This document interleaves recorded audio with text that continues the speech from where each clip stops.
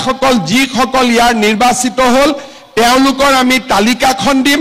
তালিকাখন দিয়াৰ পিছত আপোনালোকক আমি 3 দিনৰ ট্ৰেইনিং দিম কিয় ট্ৰেইনিং দিম এই কথাটো বুজি লওক 10000 টকাটো শেষ নহয় 10000 টকাটো আৰম্ভণি আমাৰ উদ্দেশ্য হ'ল যে এই 10000 টকাটো ভাল কৰি যদি আপোনালোকে খৰচ কৰে পিছত আমি আপোনালোকক আৰু নতুন আঁচনি আৰু বেংকৰ লগত আপোনালোকক আমি সম্পৰ্ক কৰি দিম যাতে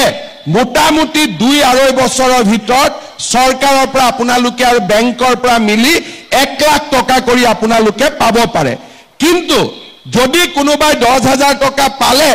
আৰু গিৰিয়াকে টকাটো লৈ গ'ল তেতিয়া এইটোতো আৰু আগ নাবাঢ়িব সেই কাৰণে এটা 3 দিনৰ ট্ৰেইনিং কৰি টকাটো আমাৰ আঁচনিখন কি কেনেকৈ আগবাঢ়িব লাগিব আমি বুজাই দিম আৰু তাৰ পিছত এনেকৈ মিটিং পাতি আপোনালোকক মই আহি টকাটো দি দিম টকাটোতো 100% পাবই খালি অকণমান অপেক্ষা কৰক একেবাৰে টেনচন নল'ব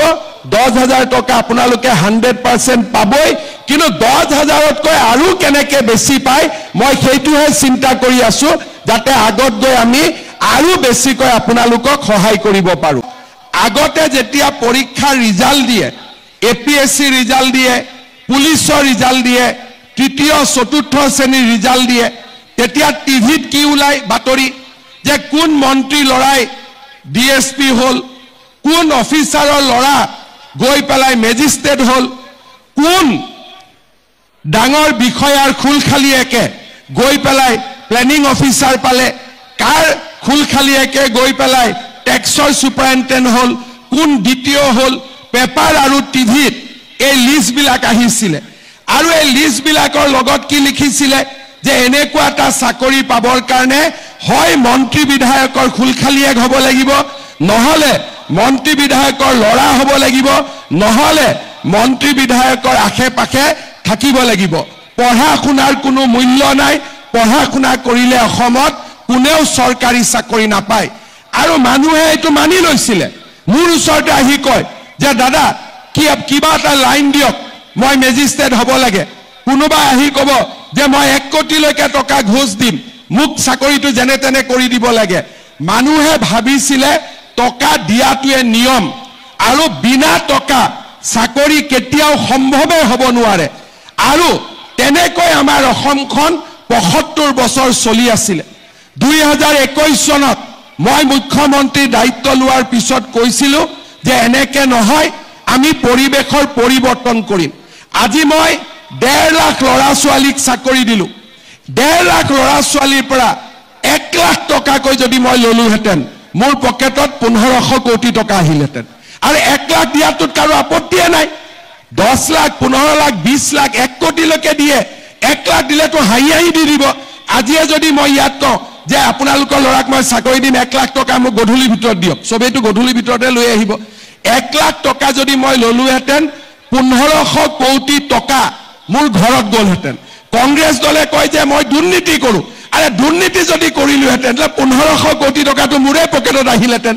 আজি আপোনালোকে চাওক পৰীক্ষাৰ ৰিজাল্ট দিলে এতিয়া টিভিত কি ওলাই কোন মন্ত্ৰীৰ খুলখালিয়েক তাৰ নাম নোলায় কোন অফিচাৰৰ খুলখালিয়েক তাৰ নাম নোলায় ৰিজাল্ট দিলে ওলাই যে ই অমুক গাঁৱৰ তৰকাৰী বেপাৰী ছোৱালী ই অমুক গাঁৱৰ খেতিয়কৰ ল'ৰা ই অমুক গাঁৱৰ ৰিক্সা চালকৰ ল'ৰা ই অমুক গাঁৱৰ ঠেলা চালকৰ ল'ৰা মন্ত্ৰীৰ খুলখালিয়েকৰ পৰা অসমখনক আমি তৰকাৰী বেপাৰী ল'ৰালৈকে আমি ৰূপান্তৰ কৰিলো আৰু এইটোৱে হৈছে আমাৰ জীৱনৰ আটাইতকৈ ডাঙৰ সফলতা ইয়াৰ ফলত কি হৈছে এতিয়া ল'ৰা ছোৱালীক মাক দেউতাকে কয় যে পঢ় চাকৰি পাবি ল'ৰা ছোৱালীয়ে স্কুলত আগতকৈ বেছি যায় এতিয়া মই যোৱা কালি পৰহি দিনাখন মই এখন মিটিঙত গৈছিলো ছোৱালীবিলাকে মোক ধৰি ক'লে যে মামা মই সামগ্ৰীত গৈছিলো ছোৱালীবিলাকে মোক ধৰি পেলাই ক'লে যে মামা আমাক স্কুলত শিক্ষক লাগে আগতে কোনো চিন্তাই নকৰিছিল আজিকালি সবেই জানে যে পঢ়া শুনা কৰিলে আমাৰ ল'ৰা ছোৱালীয়ে চাকৰি পাব ৰাজ্যত আন্দোলন নোহোৱা হৈছে শিক্ষাৰ পৰিৱেশ নিৰ্মাণ হৈছে আৰু অসমখন এটা ভাল পৰিৱেশলৈকে গৈ আছে আৰু যিসকল ডেকা লৰাই চাকৰি নাপায় তেওঁলোকৰ কাৰণেও মই ব্যৱস্থা কৰিছো যে তেওঁলোকক চৰকাৰে 2 লাখকৈ টকা দিব লোৱাৰ কথা বাদ দিয়ক উলুটাই 2 লাখকৈ আমি টকা দিম যাতে ল'ৰা ছোৱালীয়ে ব্যৱসায় কৰি খাব পাৰে আগতে চিন্তা কৰক চাকৰিৰ নামত টকা লৈছিলে এতিয়া টকা লোৱাটো বাদে দিয়ক বিনা পইচাত চাকৰি আৰু যি কেটা লৰাই চাকৰি নাপায় তেনেকুৱা 2 লাখ লৰাক 2 লাখ টকা কৰি ব্যৱসায় কৰিবৰ কাৰণে আজি চৰকাৰে টকা দিয়া আৰম্ভ কৰিছে বেংকৰ লোন নহয় ডাইৰেক্টলি টকা দিয়া আৰম্ভ কৰিছে আপোনালোকৰ এই গুটেই কথাবোৰ আপোনালোকে আলোচনা কৰিব কংগ্ৰেছৰ মানুহবিলাকে আমাক ইমান দিন শোষণ কৰিলে আমাক একো সুবিধা নিদিলে ৰাস্তা নবনালে দলং নবনালে স্কুল নবনালে এতিয়া একোখন হাই স্কুল বনাবলৈ কংগ্ৰেছৰ দিনত এমএলএ দিছিলে 2 লাখ 5 লাখ টকা এতিয়া মই এখন হাই স্কুল বনাবৰ কাৰণে 8 কোটিকৈ টকা দিব আৰম্ভ কৰিছো যাতে ধুনিয়াকৈ ডন বস্কো সেন্ট মেৰিজতকৈ আমাৰ হাই স্কুলখন যাতে ভাল হয় আজি আপোনালোকে অসমৰ পৰিৱৰ্তন চাব প্ৰত্যেক জিলাতে মেডিকেল কলেজ হৈছে প্ৰত্যেক জিলাতে ব্ৰহ্মপুত্ৰৰ ওপৰত দলং হৈছে প্ৰত্যেক জিলাতে আজি একোখনকৈ বিশ্ববিদ্যালয় হবৰ কাৰণে আৰম্ভ কৰিছে 3.5 বছৰৰ ভিতৰতে আমি যিমান পাৰো আমি পৰিৱৰ্তন কৰিছো মই কৈ গলে ইয়াৰ মাজত চৰাইদেউ মৈদামৰ কথা বিহুৰ কথা লাচিত বৰফুকনৰ কথা কৈ গলে শেষ নহব যে কিমান কাম যোৱা 3.5 বছৰত আমি কৰিবলৈ সক্ষম হৈছো আজি আপোনালোকে এসময়ত মানুহে কৈছিল যে অসমৰ আটাইতকৈ অনুন্নত জিলা হল ব্ৰহ্মপুত্ৰৰ উত্তৰ পাৰ আৰু আজি 3.5 বছৰৰ ভিতৰত অসমৰ আটাইতকৈ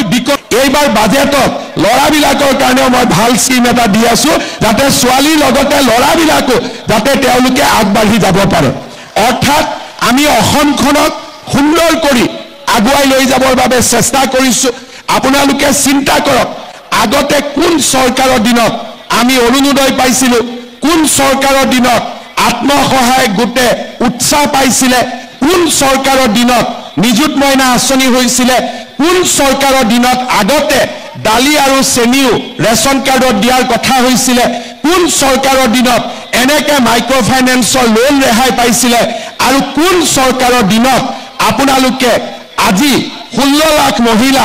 ঋণৰ পৰা মুক্ত হ'ব পাৰিছিলে বা কোন চৰকাৰৰ দিনত এনেকে লখিমপুৰ ধেমাজি অসমৰ আটাইতকৈ পিছপৰা অঞ্চলটোত কোন চৰকাৰৰ দিনত পোহৰ আহিলে এই গুটেই কথাবিলাক আপোনালোকে নিশ্চয় চিন্তা কৰিব আপোনালোকৰ মনত ৰাখিব যে কংগ্ৰেছৰ দিনত অৰুণোদয়ও নাছিলে মাইক্ৰ ফাইনেন্সৰ লোন ৰেহাইও নাছিলে আত্মসহায়ক গোটৰ আঁচনিও নাছিলে আমাৰ মহিলাসকলক